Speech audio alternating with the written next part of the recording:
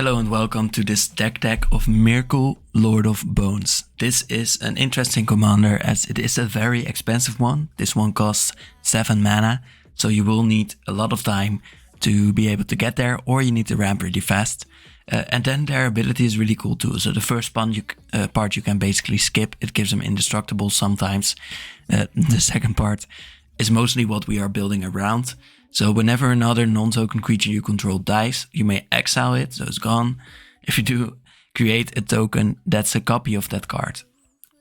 Cool, so you get it back. But then also, it is an enchantment and loses all other card types. So it's not a creature anymore, for example.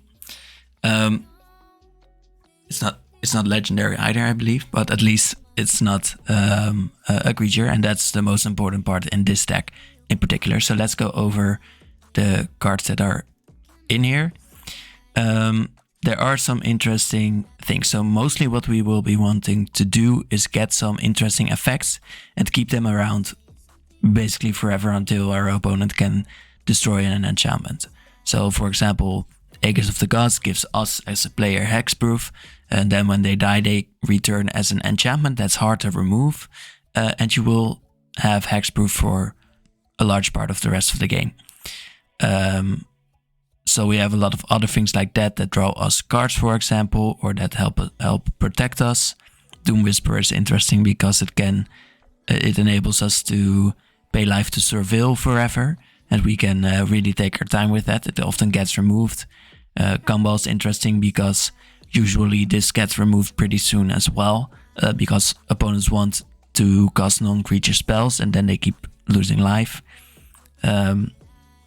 But we want to win as well, so that's important too. One interesting one is this one that makes you the monarch, but then also all damage that would be dealt to you is dealt to Protector of the Crown instead. And now we start to see the power of a creature becoming an enchantment.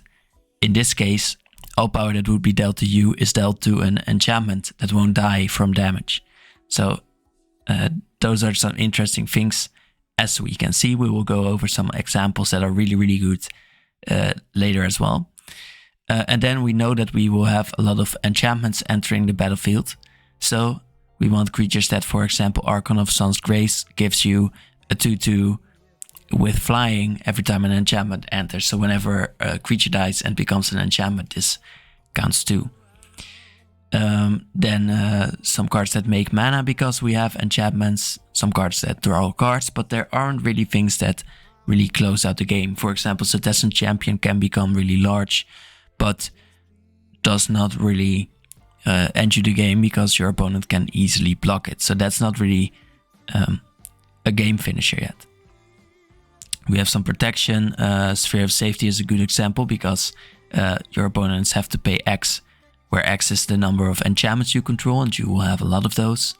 Then our ramp can very easily be creatures. They will be usually removed, but in this case we can eventually make them into enchantments when they die. So that is really dangerous for our opponent. Another interesting thing is enter the battlefield effects also happen twice. When you get to when they die they return as an enchantment, but the enter the battlefield effect still happens. So ramp in that manner is doubled as well. So that's sometimes even more powerful. Jairo has a good example of a good card that everyone who builds this deck will know. But tokens you control, your enchantments are tokens, will have the ability to tap for mana. That will be especially good on static effects, because, for example, Aegis of the Gods gives you hexproof, but then they have nothing else to do. They don't want to tap or anything. So in this case, you can tap it for mana as well. So it becomes another Llanowar Elves in that sense. So we have a lot of that. I think redundancy we'll get to a bit later. But another thing that is important, Myrkul costs 7 mana. So when you get it out, you want to use this effect immediately or semi-immediately.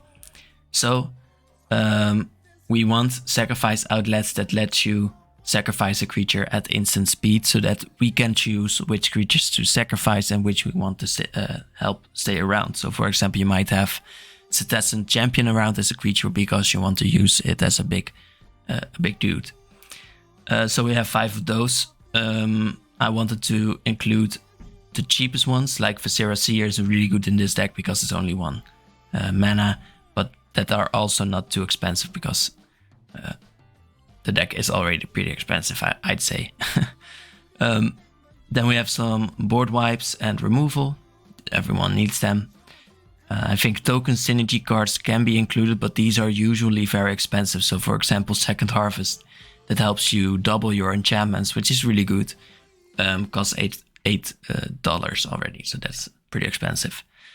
And then we want to sacrifice a lot of creatures, so we want to have it so that whenever a creature dies, we preferably deal damage, like here, 1 damage to all our opponents. And then we have some interesting ones. Gaia Inexorable helps you put a ghost form counter on a creature, and then when they die or are put into exile, you get them back into your hand and you get a token. So that's another way to get your creatures back. And then Giza is interesting because at the beginning of your upkeep, you put all creatures exiled with Giza onto the battlefield under your control. And how do you exile them? If a creature an opponent controls would die, you exile it instead.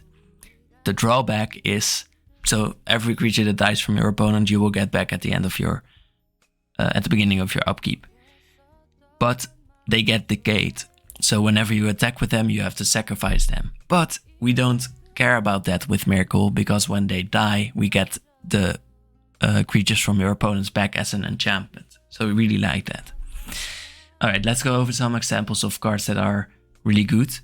And we will get into this little section as well, because that is basically how we very easily can win the game.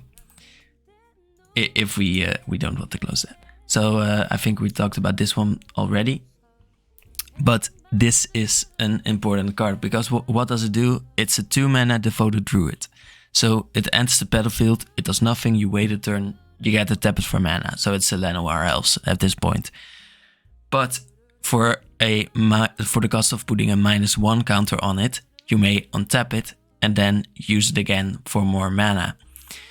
So what happens is it dies, it returns as an enchantment, and now it's an enchantment. So you put a -1 counter on it, you do it twice, it should die at this point, but it's an enchantment, so it doesn't care about, it doesn't even have power and toughness, really. So now it doesn't care about dying from a lack of toughness. So you keep it around and you can keep making mana with this. So that is a sort of combo with infinite mana for you. So that should win you the game. And in this deck you can win the game with a lot of mana. Whenever an opponent casts a non-creature spell, they lose life. This is one of the examples that we need in a kind of aristocrats-like deck, where you want to whittle your opponents down with damage and stay safe. Archons of Sun's Grace is my best example of a card that gives you tokens whenever an enchantment enters the battlefield, because these are flyers that hit for a lot of damage. Scoot Swarm is interesting because it makes a token of itself when you have 6 or more lands. So when this becomes an enchantment, you get copies that are 3 mana 1/1s, but they're enchantments, so you don't get to do anything with them yet. But they are enchantments, so whenever they enter the battlefield, you still get all the other effects that you had. Pretty easily drawing you your whole deck if you have this on the battlefield. Of course, we don't want that necessarily, we want to win most of all, and that is why I have included this expensive card. At the beginning of your upkeep, you may return target enchantment card from your graveyard to the battlefield. We do have some enchantments that we really like, so yeah, we do like that. And then as long as you control 5 or more enchantments, which I think we will have, each other non-aura enchantment you control is a creature in addition to its other types and has base power and toughness each equal to its converted mana cost. In the example of Scoot Swarm, that's 3 mana. And then you will have doubling 3/3s every time. So I think at this point you should be able to win the game. So there are multiple ways to win the game with this direct damage. You could do it with a lot of tokens. You could do it with all of your creatures dying over and over. You could do it stealing your opponent's creatures maybe. maybe making a lot of tokens, but I think this is the most fun way to do it. And I implore you to try it out. All right. So have a nice day. Thank you for watching. Bye.